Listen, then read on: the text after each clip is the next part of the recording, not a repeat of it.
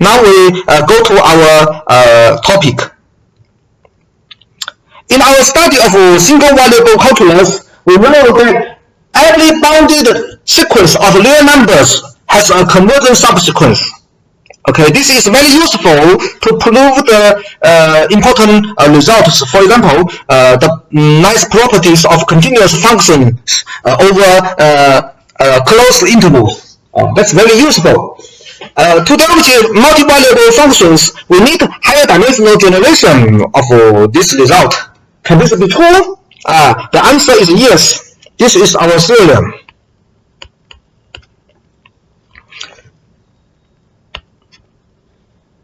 If xk is a sequence in Rn which is bounded, then it has a convergent subsequence.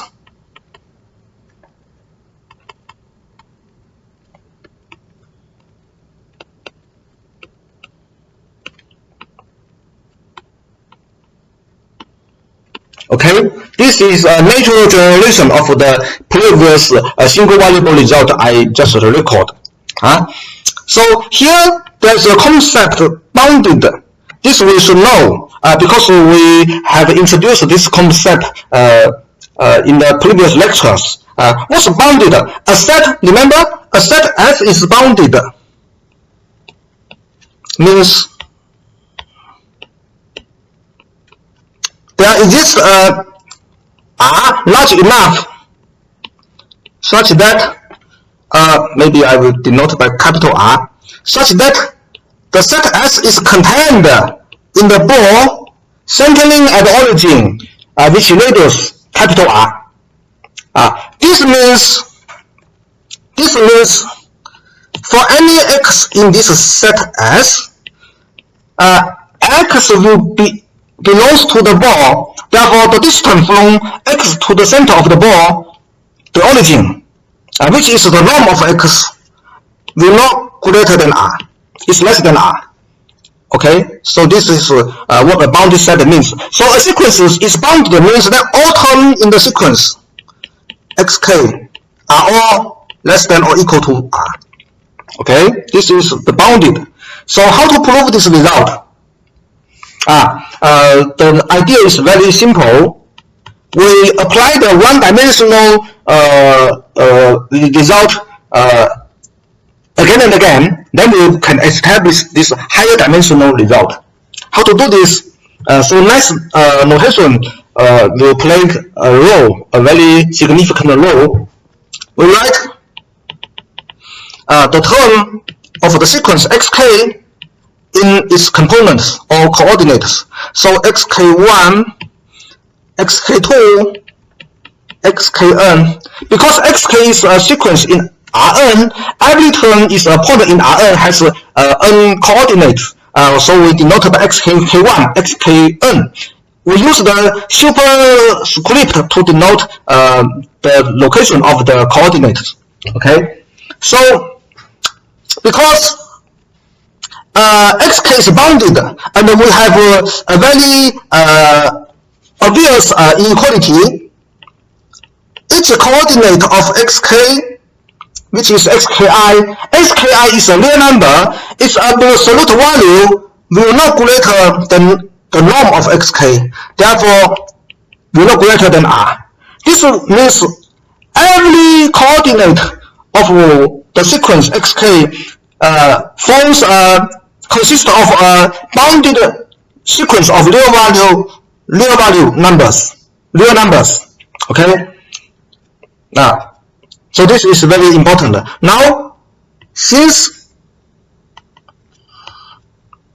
the first coordinate xk1 is bounded, it has a convergent subsequence.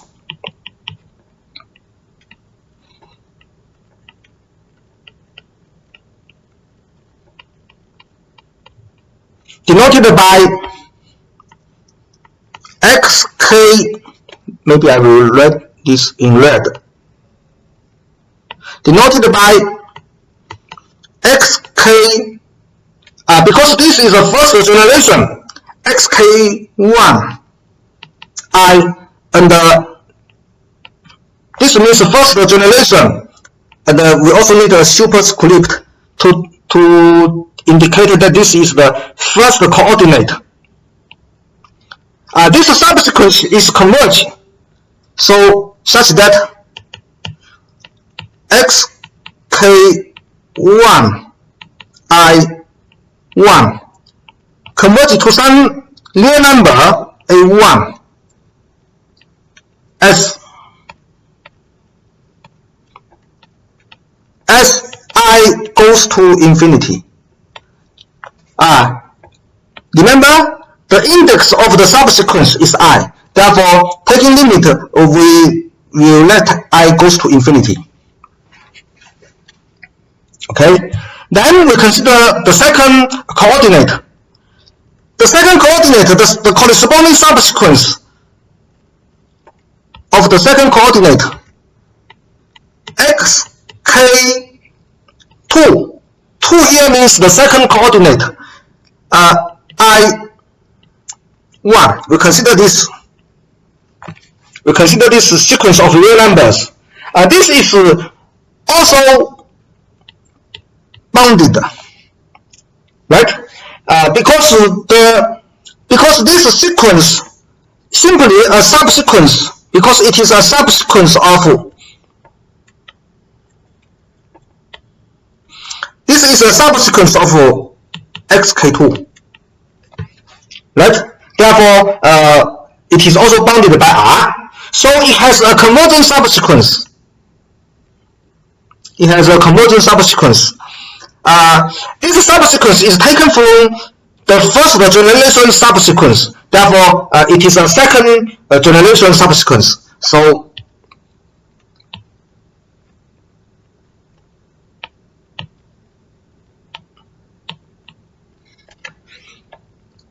subsequence denoted by xk, the second coordinate, and the second generation, such that this second generation subsequence is converged to some real number. Converge to a2.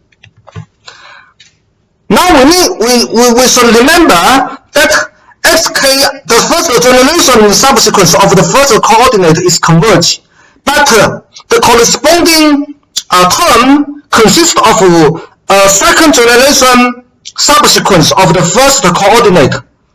We still have xk I2 1 converge to a1. We still have this because this is a second generation subsequence of the first coordinate. Okay, since the first generation converge, and the second generation is a subsequence of the first generation, so it still converge. This is crucial. Now we can do this again and again. Finally, we will get an nth generation subsequence. Eventually, the n-1 generation of the final coordinate subsequence of the final, that is the nth coordinate, that is xn k n-1 I. This sequence is still bounded. In fact, this is a subsequence of xkn. This is the subsequence of the original final coordinate sequence. Okay, so this is bounded. Therefore, it has a convergent subsequence.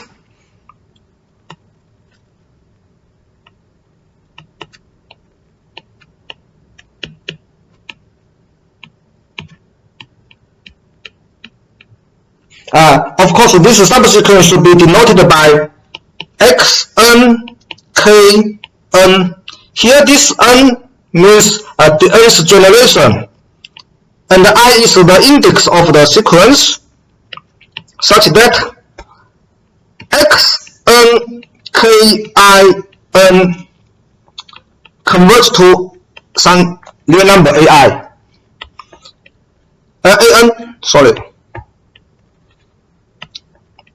As I goes to infinity.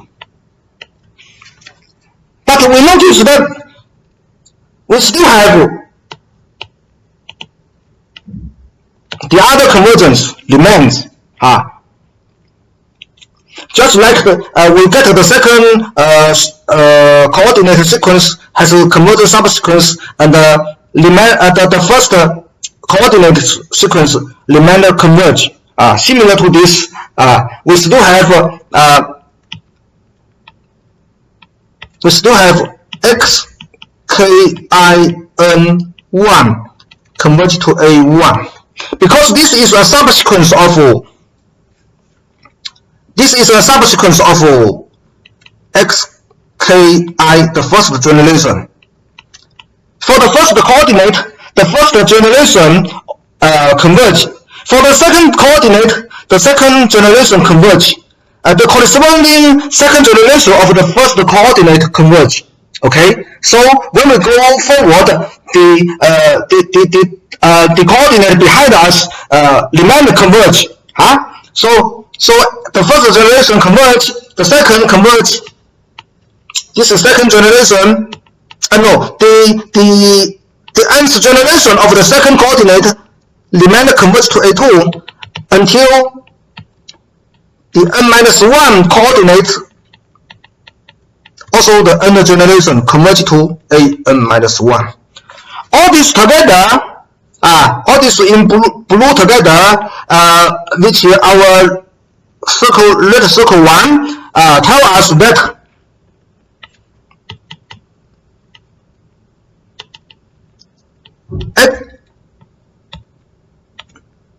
xk, which is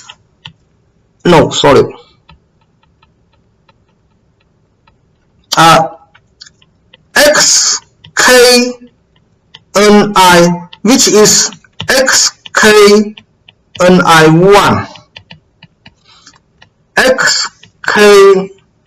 xknin converge to a1, an. Okay, so this xkin, this is the nth generation subsequence of the original sequence xk. So it is converged. Okay, so this proves our theorem. Now we've introduced our definition about sequential compactness, which is the title of this subsequence. Definition: a subset of non-empty subset of Rn is sequential compactness. Nonness. Sequential compact.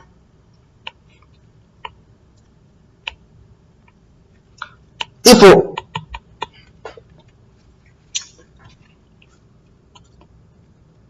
for every sequence in A, there is subsequence